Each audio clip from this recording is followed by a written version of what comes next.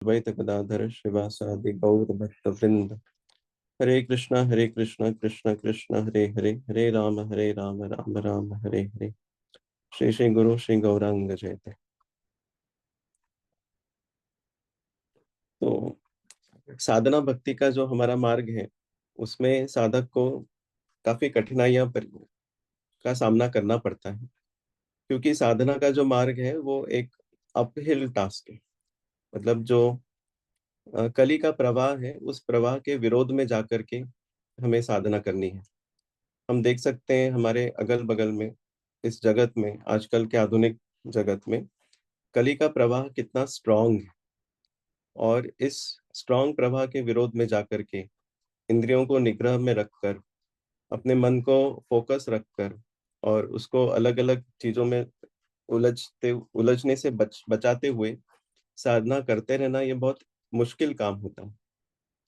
सुबह के समय ये करना आसान है, क्योंकि सुबह बाकी चीजों का आक्रमण हमारे चेतना पर तब तक हुआ नहीं होता है। पर जैसे हम हमारे कार्यों में लिप्त होते हैं और दिन में बाहर निकलते हैं हमारे कार्य क्षेत्र में या फिर अपने जीवन में, तो उस समय इन सब अलग अलग तरह की चेतनाओं का, इन्फ्लुएंसेस का हमारे ऊपर एक आक्रमण होता है।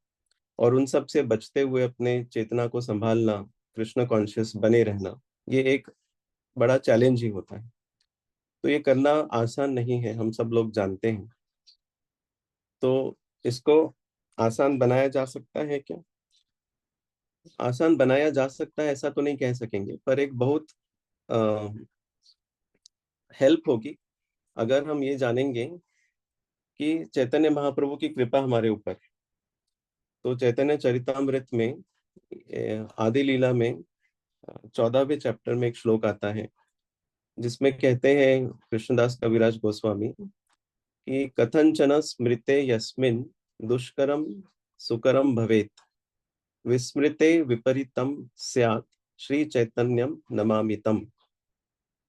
इसका मतलब ऐसा है कि जो चीजें करने में बहुत मुश्किल है, दुष्कर्म, वो चीजें आसान हो जाती है, सुकर्म, अगर हम चैतन्य महाप्रभु को याद करते हैं किसी तरह से। तो कथंचन स्मृते यस्मिन, ऐसे वो भगवान जिनको किसी तरह से कथंचनम स्मृते यस्मिन करने पर दुष्कर्म सुकर्म भवेत, जो मुश्किल चीजें हैं वो आसान हो जाएगी। और विस्मृते विपरीतम स्यात्, श्री चैतन्यम नमामि तम। और अगर हम चैतन्य महाप्रभु को भूल जाते हैं तो इसके विपरीत होता है। विपरीत मतलब आसान चीजें मुश्किल हो जाती है। तो कहा, अगर आसान चीजें, कहा जाता है कि कि भक्ति is simple for the simple and complicated for the complicated.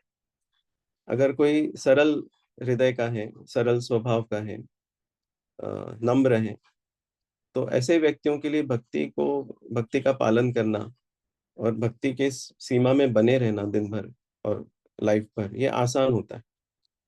पर अगर कोई डिफिकल्ट स्वभाव का है, बहुत से अलग अलग अपने कर्म फलों का बोझ उठाकर चल रहा है, उसका बैगेज अगर बड़ा है, और जिसकी वजह से मन नियंत्रण में नहीं है, इंद्रिय नियंत्रण में नहीं है, ये सारी बातें, या फिर उतना मनोबल नहीं है कि वो भक्ति के प्रिंसिपल्स को पकड़ कर रहे, कभी छोड़े ना, तो ऐसे व्यक्तियों के लिए भक्ति करना मुश्किल हो जाता है। हमारे जीवन में, साधक के जीवन में उतार चढ़ाव चलते रहते हैं। कभी कभी बहुत आसानी से भक्ति हो जाती है, कभी कभी वही सारी आसान चीजें करना मुश्किल हो जाता है।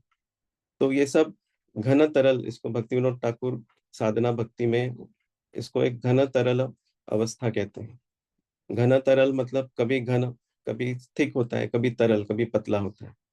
तो ये उतार चढ़ाव भक्त के जीवन में, साधक के जीवन में चलते रहते हैं। पर अगर इसको हमें समतल बनाए रखना है, एक समान बनाए रखना है और मुश्किल चीजों को आसान करना है, तो चैतन्य महाप्रभु की कृपा लेनी चाहिए। और इसके लिए चैतन्य महाप्रभु को बार बार याद करना चाहिए। तो ये हम करते ही हैं। जैसे कोई भी माला शुरू करने के पहले जय श्री कृष्ण चैतन्य प्रभु नित्यानंद श्री अद्वैत गदाधर श्रीवासादि गौर भक्त वृंद, ये हमारा भी मंत्र होता ही है। तो ऐसे ये मंत्र बोलते समय थोड़ा और कॉन्शियसली बोलें, और उसके साथ में एक प्रार्थना भी जोड़ें साथ में, मंत्र बोलते हुए, कि हे प्रभु मेरी सहायता करिए, मैं दुर्बल हूँ, और ये कली का प्रभाव बहुत स्ट्रांग है, माया का प्रभाव बहुत स्ट्रांग है, प्रबल है। कृपया मेरी रक्षा करें, कृपया मेरी सहायता करें, कृपया मुझे अपनी शरण में लें, आप अपनी कृपा प्रदान करें, ताकि मैं भक्ति आसानी से कर सकूं। तो चैतन्य महाप्रभु की कृपा प्राप्त करना नित्यानंद प्रभु के थ्रू होता है। तो इसलिए हम ऐसा नहीं कह सकते कि केवल चैतन्य महाप्रभु को याद करें, नहीं, हमें चैतन्य महाप्रभु को, नित्यानंद प्रभु को याद करना है, दोनों को याद करना है। और नित्यानंद प्रभु की कृपा वैष्णव की कृपा से मिलती है। तो इसलिए जो पूरा मंत्र है, श्री चैतन्य जय श्री कृष्ण चैतन्य प्रभु नित्यानंद श्री अद्वैत गदाधर श्रीवासादि गौर भक्त वृंद, इसमें गौर भक्त वृंद सभी लोग आ जाते हैं। तो इसलिए सबकी कृपा याचना करते हुए जब हम भक्ति करेंगे और स्मरण पूर्वक और कॉन्शियसली जब करेंगे, तो ये मुश्किल चीजें आसान हो जाएगी। Thank you very much. Hare Krishna. तो आइए महाप्रभु और उनके गौर भक्त वृंद को स्मरण करते हुए दो माला जप करें अनम्यूट करके। Hare Krishna. Thank you very much Prabhu ji. Hare Krishna Prabhu ji, Hare thank you